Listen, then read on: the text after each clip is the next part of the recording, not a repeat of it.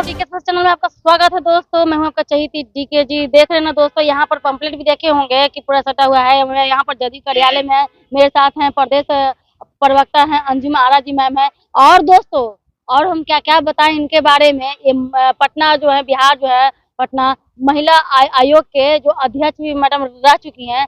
आज जो बहुत सारे भीड़, इतनी सारी तादाद में महिलाएं आई हुई थी। आज इंटरनेशनल महिला दिवस, अंतर्राष्ट्रीय महिला दिवस आज दोस्तों आज मनाया गया था। तो जानते हैं इसलिए कि 8 मार्च को मनाया जाता था, लेकिन उस दिन शिवरात्रि के दिन महिलाएं बहुत व्रत करती थी, निर्जला व्रत। इसी वजह से कार्यक्रम उन्हीं को हित में रखते हुए आज दोस्तों हो रहा है। इन पे हम बात करते हैं मैडम से कि अब क्या करना चाहेंगे इसके लिए। आज इतना सारा भीड़ तादाद में महिलाओं के बारे में क्या सोचती हैं। और भी आप अब पटना के जो है महिला आयोग के अध्यक्ष भी रह चुकी हैं मैम। जी बिल्कुल, आज बहुत ही खुशी का माहौल था पार्टी ऑफिस में। आपने भी देखा, तमाम हमारे जिले की प्रत्येक जिले से महिलाएं आई थी अंतर्राष्ट्रीय महिला दिवस को सेलिब्रेट करने के लिए। और आज के दिन हम उन तमाम महिलाओं को, हम सभी महिलाओं के जीवन में चुनौतियां आती हैं, उन चुनौतियों को हमने समाधान में बदला है। और इस चुनौती जगह जगह चुनौतियां उसमें महिला आयोग में आया होगा, बहुत सारी महिला प्रताड़ित होकर आई। तो किस तरह से कैसा सोल्यूशन देती थी और किस तरीके से एकदम चंद मिनटों में आप वो सोल्यूशन निकाल देती थी? और देखिए, निश्चित रूप से जो हमारी महिलाएं हैं उनके साथ क्या होता है, फिजिकली मेंटली टॉर्चर होती है, डोमेस्टिक वायलेंस की शिकार होती है।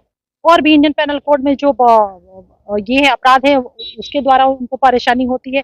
और सबसे बड़ी चीज है कि जो एक दुखद भी बात है कि महिलाएं जो होती है, बेटियां, वो सड़कों पे, चौक चौराहों पे तो हटा दीजिए, घर के अंदर भी महफूज नहीं है। डोमेस्टिक वायलेंस एक्ट इस बात का चीख चीख के गवाही देता है कि डोमेस्टिक वायलेंस एक्ट जैसी कि हम चर्चा करते हैं तो ये बात स्पष्ट हो जाता है कि जो घरेलू हिंसा है, तो घरेलू हिंसा में कौन लोग इन्वॉल्व होते हैं? पिता, भाई, पति, पुत्र, यही लोग इन्वॉल्व होते हैं। तो घर की दहलीज के अंदर भी हमारी महिलाएं जो है ना, वो कहीं ना कहीं हिंसा के शिकार हो जाती हैं। तो मैक्सिमम जो मामले आते थे विमेन कमीशन में, इंडियन पेनल कोड से संबंधित होते थे। और sexual harassment at work place act होता था, उससे भी संबंधित होते थे। डोमेस्टिक वायलेंस के मामले बहुत ही ज्यादा आते थे। उसको हम लोग काउंसलिंग के माध्यम से, रिकॉन्सिलेशन के माध्यम से अभी समझाता था और एहसास कराता था कि इस देश में, देश के संविधान ने, कॉन्स्टिट्यूशन ने महिलाओं को राइट टू इक्वालिटी, उसको बराबरी का हक दिया हुआ है। आप ऐसा नहीं कर सकते। अगर करेंगे तो देश का कानून जो आपको पेनलाइज करेगा, दंडित करेगा। तो पुरुष भी कहते हैं कि जैसे महिला आयोग है उसे पुरुष आयोग क्यों नहीं है? कभी कभी ऐसा है कि पुरुष भी परेशान हो जाते हैं। नहीं, देखिए, ये तो दलील जो है कहीं से भी रिलेवेंट नहीं है कि पुरुष आयोग क्यों नहीं है। अगर ये बात अगर होती तो आप एक चीज ये बताइए कि इंडियन पेनल कोड में 498 जैसे सेक्शन जो है महिलाओं के लिए है, तब तो ये कहना चाहिए कि आईपीसी में भी पुरुष के लिए क्यों नहीं है।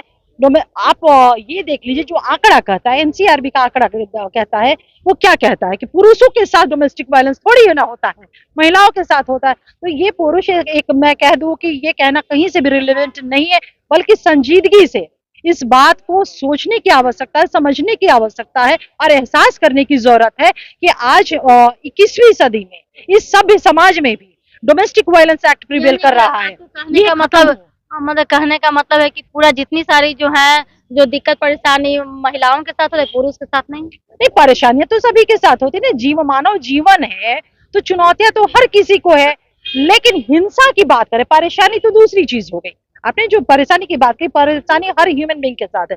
लेकिन हिंसा, शारीरिक हिंसा, मानसिक हिंसा, जो टॉर्चर होता है, एट्रोसिटीज होती है, वो महिलाओं के साथ होती है। और मैं महिलाओं को यही कहूंगी कि अपने साथ हो रहे इस अत्याचार के खिलाफ वो चुप्पी तोड़े। जब चुप्पी वो तोड़ेंगी तभी शासन, प्रशासन, सिस्टम, कानून व्यवस्था, कोर्ट कचहरी सब आपके लिए तभी वो काम कर पाएगा। अदरवाइज आपकी वेदना आपके अंदर ही सिमट के रह जाएगी। उसको एक्ट के बारे में क्या कहना चाहेंगे जनता को और जो मेरे चैनल के माध्यम से देख? नहीं, बिल्कुल, ये एक्ट जो है इस बात को पुरजोर तौर पे एस्टैब्लिश करता है कि आज भी हमारे समाज में ऐसे घृणित कार्य, जिसकी जितनी मैं निंदा करूं या हम निंदा करें वो कम होगा, अभी भी वो घटनाएं घटित होती हैं। ये बिल्कुल एक अपराध मानसिकता, कुंठित मानसिकता वाले लोग रहे और ऐसे लोगों को दंडित करने के लिए ये एक्ट जो है बिल्कुल सही है। तो क्या मैम देख रहे हैं कि क्या गरीब होना गुनाह है?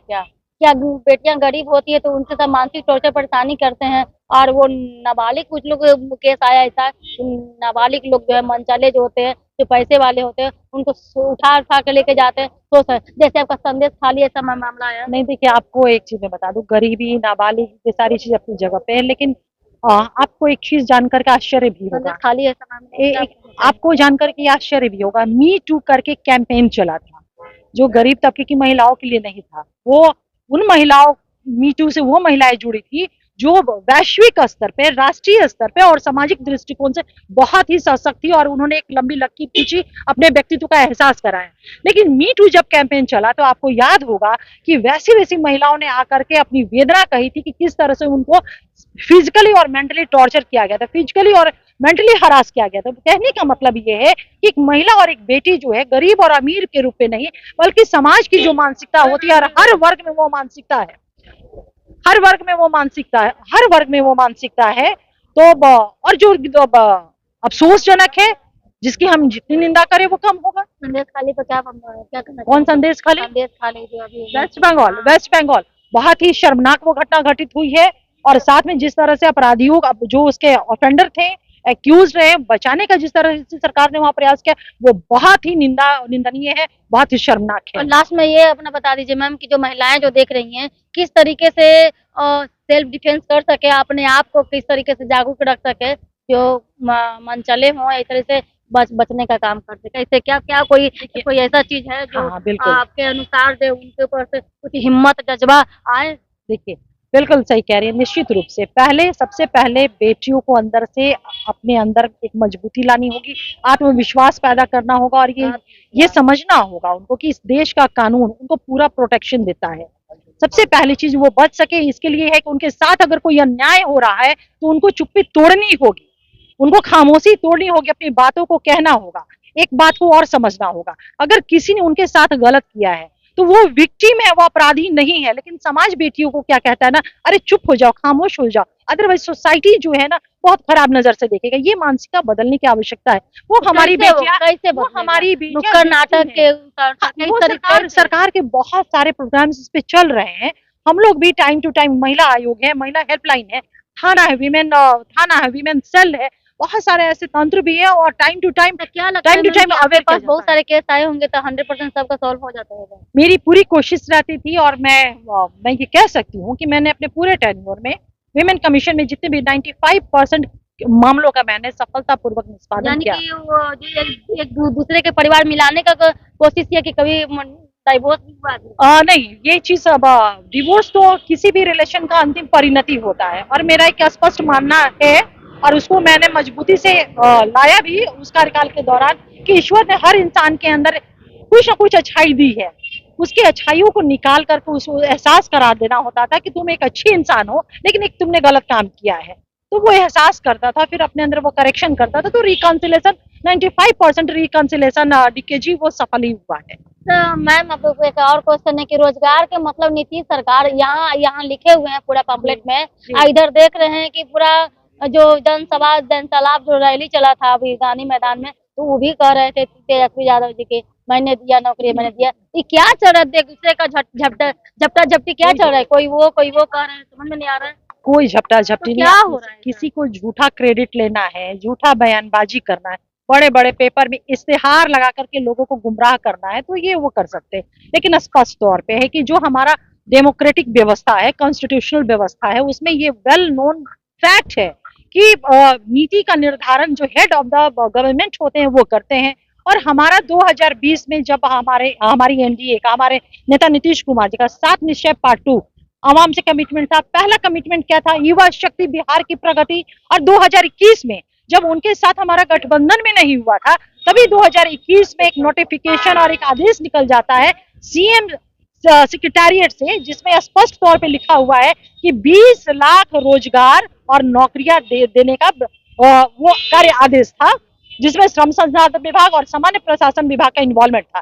तो ये स्पष्ट तौर पे कि युवा शक्ति बिहार की प्रगति कमिटमेंट के माध्यम से मोर देन 5 लाख से ज्यादा नौकरियां नीतीश कुमार जी के लीडरशिप में बिहार की युवा और युवतियों को दिया गया है। उसका झूठा श्रेय अगर लेने का वो प्रयास कर रहे हैं तो बिहार की जनता सब कुछ देखती है।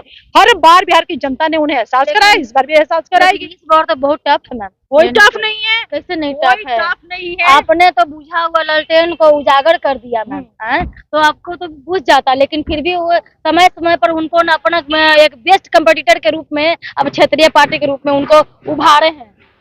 नहीं नहीं, कोई उभारी नहीं है, उनकी लालटेन बुझ चुकी है, ये जान ली, उनकी लालटेन बुझ चुकी है। और 2020 का 24 का परिणाम आने दीजिए, वो समाप्त हो जाएंगे, नेस्ता नाबूद हो जाएंगे। चलिए, बहुत बहुत धन्यवाद। ये थे मेरे साथ अंजुम महाराज जी थे, प्रदेश प्रवक्ता थे दोस्तों। बहुत सी बातों को जिस चर्चा में लेकर के इन्होंने कहा कि आगे देखिए क्या होता है दोस्तों, किस तरीके से महिलाएं प्रोटेस्ट अपने आप को करेंगी, और क्या मतलब की सरकार रोजगार की मतलब नीतीश सरकार क्या है। दूसरी खबर के लिए देखते रहिए,